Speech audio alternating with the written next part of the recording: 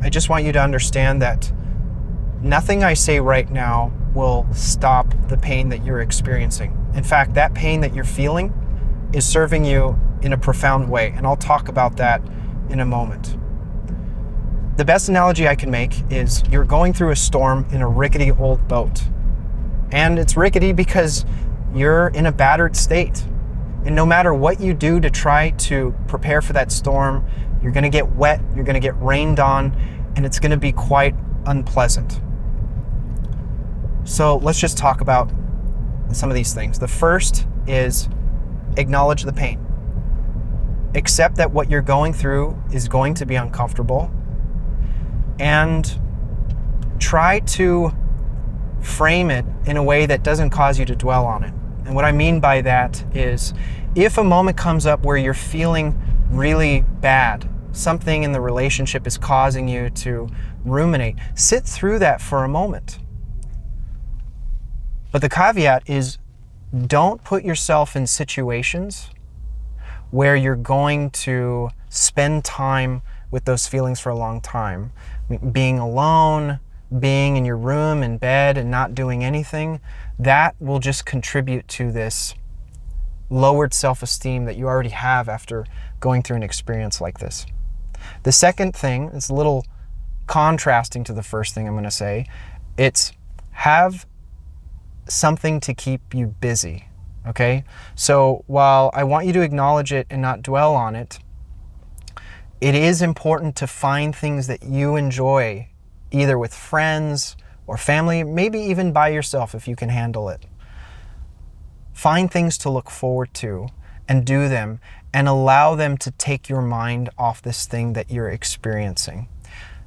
Now, with that being said, this doesn't mean it's time to get into all of your vices. You know, if you're staying up all night playing video games like I've done before, or you drink or smoke, this is a time to be very conscientious of those, and maybe even build a new habit in a positive direction. So in my example, just very briefly, I went through a horrible breakup 5 years ago during COVID. So I was at home for quite a long period of time, and I decided to get up really early every morning. There was no reason for me to do this. I didn't have to be anywhere, but I was just trying to build a new disciplined habit in order to reshape my state of being, as it were. The third thing is, don't reach out to the person. And I know this is very hard for people, especially with social media. It's easy to check on other people and what they're doing. But you want to set a timetable for yourself to not do any of this. Otherwise, it's going to complicate your healing process. Another subcategory in that is, if something comes up that triggers a memory or an experience with that person, do your best to handle it in that moment. If that means either throwing it away or putting it out of sight, out of mind, the sooner you deal with it, the less dread you'll have to deal with going forward. The last thing I want to discuss is find your own closure. So going back to that breakup I mentioned a moment ago, I had a lot of questions that didn't get answered, and it was super agonizing. But one of the tools I learned, thanks to my therapist, was to write a letter to my significant other. Obviously not to actually send to them, but that was a way of sort of answering my own question. And if you don't have the answer now, don't bank on getting it in the future. Try to come up with your own conclusion as to what happened, so that'll let you move on. And that brings me to really my final point. It's that relationships are not about finding someone who completes you.